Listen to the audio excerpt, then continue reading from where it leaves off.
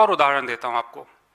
2025-26 के पहले हाफ में मैन्युफैक्चरिंग ग्रोथ रेट 8.4% दिखाई दी इनके आंकड़ों के अनुसार।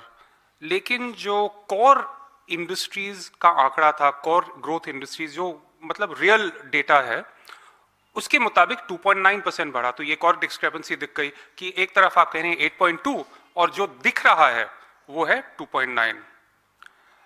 तो ये सच्चाई है, उनके दावे जो भी हों, हकीकत यही है। और इन विसंगतियों के कारण लोगों का भरोसा सरकारी आंकड़ों में टूट रहा है। अब आते हैं रुपये पे। आप सबको मालूम है कि किस तेजी से रुपया गिर रहा है और एशिया में सबसे खराब करेंसी अब रुपये बन चुका है।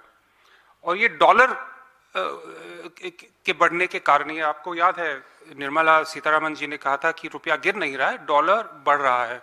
लेकिन अब डॉलर भी गिर रहा है और इसके बावजूद रुपया गिर रहा है, बाकी सारी करेंसीज बढ़ रही हैं। तो इसका क्या कारण है?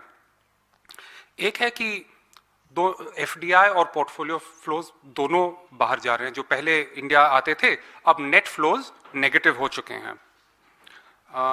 और इसका कारण क्या है? एक तो लोगों का भरोसा टूट चुका है सरकार के दावों पे।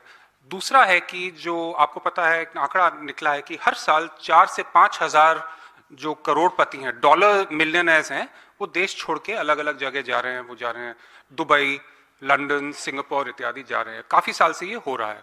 अब उनके साथ उनका पैसा भी निकल चुका है और जाने लग गया है। तो जो आउटवर्ड एफडीआई है वो बहुत बढ़ चुका है। तो एक तरफ लोग कहते हैं कि मेक इन इंडिया हो रहा है, ईज ऑफ डूइंग बिजनेस बेहतर हो रहा है, लेकिन ये जो हमारे पूंजीपति हैं, जो हमारे इन्वेस्टर्स, वो अपना पैसा बाहर ले रहे हैं। पहले अपने आप को बाहर ले चुके थे और अपने रेजिडेंसी को बाहर ले चुके, अब अपना पैसा बाहर ले रहे हैं। तो अगर हमारी अर्थव्यवस्था इतनी बेहतरीन है, इतनी अच्छी है, तो ये क्यों हो रहा है?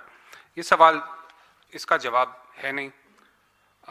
और ये काफी मतलब 18.5 बिलियन डॉलर्स पिछले साल बाहर से भारत की इक्विटी मार्केट से निकले हैं। 18.5 बिलियन डॉलर्स, और दिसंबर में ही 4 से ज्यादा बिलियन डॉलर्स बाहर निकले।